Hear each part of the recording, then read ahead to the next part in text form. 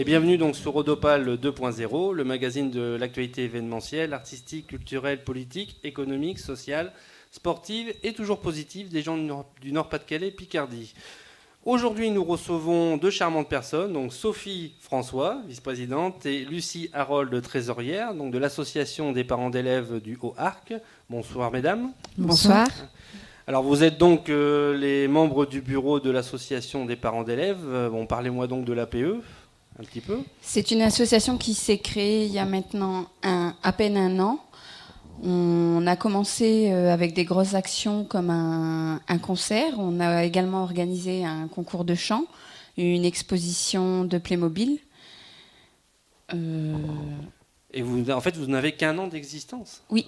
Donc vous êtes reparti d'une structure existante ou c'est quelque chose qui était totalement créé? totalement Non, c'est une nouvelle créé association qui s'est créée. Il n'y avait rien avant l'APE? Il y en avait, mais elles avaient été dissoutes en fait. D'accord. Et donc en un an, vous avez quand même organisé pas mal de manifestations apparemment. Effectivement, vous parliez de l'exposition Playmobil. Oui. Qu'est-ce qu'il y a eu d'autre entre-temps là? Le concours de chant, oui. Il n'y a pas longtemps. Il y a eu un concert. C'était notre toute première action qui s'est faite en 15 jours. Vous êtes combien actuellement dans l'association pour organiser tout? Bureau plus membres actifs, une petite vingtaine. Une petite vingtaine, donc essentiellement des parents, ou vous avez aussi des extérieurs? Non, que des parents. En fait, l'association des parents d'élèves donc, inclut donc, l'école maternelle et l'école primaire. Donc l'école maternelle, c'est Pauline Kergomar et l'école primaire Jules Ferry. D'accord. Et donc tout ça depuis un an. Donc c'est vraiment une activité faste, on va dire. Et donc là, actuellement, prochainement, vous organisez donc le salon Chez vous, chez nous, qui est le salon de la vente à domicile, le 4 avril. Donc parlez-nous un petit peu de ce salon, justement. Qu'est-ce que vous y proposez ? Donc le salon, qui va mettre en avant des petites structures, donc des personnes qui ont créé leur micro-entreprise, des personnes qui travaillent à domicile, dans le but aussi de se faire connaître. Donc nous avons donc une salle à disposition avec plusieurs stands, donc principalement lingerie, des coachs sportifs, des produits ménagers, des produits bio. Qu'est-ce qui vous a donné justement l'idée d'organiser ce type de salon? Parce que c'est quand même, je dirais, une opération qui n'est pas commune dans la région. Donc qu'est-ce qui vous a donné cette idée de Moi, je pense qu'on connaît tous des gens qui travaillent en tant que vendeurs à domicile, que pour des marques connues ou même moins connues, ou alors qui viennent de se lancer et qui font ça également à domicile. Il y a des parents d'élèves qui font ça, donc qui participent aussi au salon Chez vous, chez nous. Et il n'en existe pas ailleurs, donc l'association a eu l'idée de faire ce salon. Ce n'est pas sa première édition. Non, c'est la deuxième fois. C'est la deuxième édition. Et l'année dernière, vous aviez rencontré quel succès à ce niveau-là? À peu près 700 visiteurs. Sur ces 700 visiteurs, il y a eu aussi 7 personnes qui ont été recrutées, qui sont devenues des vendeurs à domicile.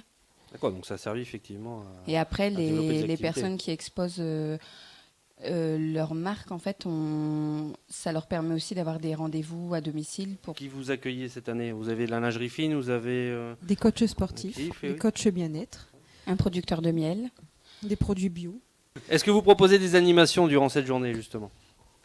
On commence par un atelier culinaire à 10h, où des petits fours seront faits, et on les proposera aux visiteurs lors de l'inauguration du salon. Vernissage. Du vernissage, oui. Ça commence à quelle heure? À partir de 10h? C'est 10 ça commence à 10h. Oui. Donc ça commence par ça. Ensuite, il y aura l'inauguration du salon. Et après l'après-midi, il y aura plusieurs conférences. Il y aura plusieurs interventions l'après-midi.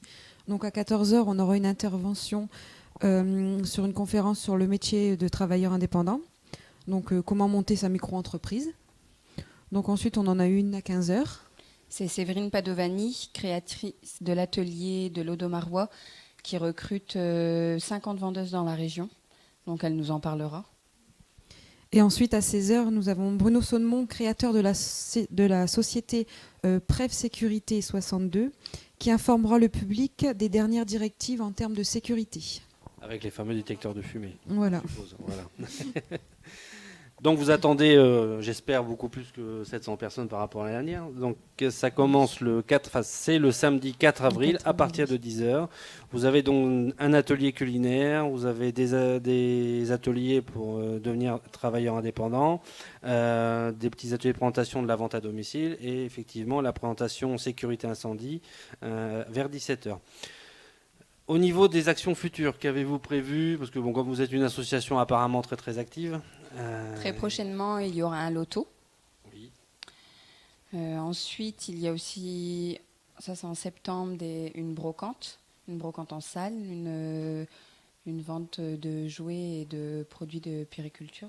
Après, on essaye de faire des petites actions aussi, comme la vente de fleurs. Ici, tout ce qui est bulbe, tout ça, qui se fait actuellement sur l'école. Pour en revenir donc au salon chez nous, chez vous, donc comment peut-on vous contacter? Alors, est-ce que déjà au niveau des exposants, tout est rempli, vous êtes plein, ou vous pouvez encore accueillir des exposants possibles? Quelques places, donc qu'il faut donc vous contacter pour. On a notre page Facebook, donc APE d'Autarques. APEHAUTARQES. Oui, c'est ça. Oui. Tous les renseignements donc concernant cette manifestation sur la page Facebook. La page Facebook de l'APE. Et nous précisons que la Odopal Radio est aussi partenaire du salon, puisque nous serons sur place pour faire quelques animations ainsi que des reportages photos. Il y aura aussi l'association Les Nez Rouges qui interviennent auprès des enfants malades à Elfo, qui sera présent. Donc, un salon à aller visiter très rapidement, donc le 4 avril, à partir de 10h, et c'est à la salle Alfred André, donc rue Aristide Briand à Arques.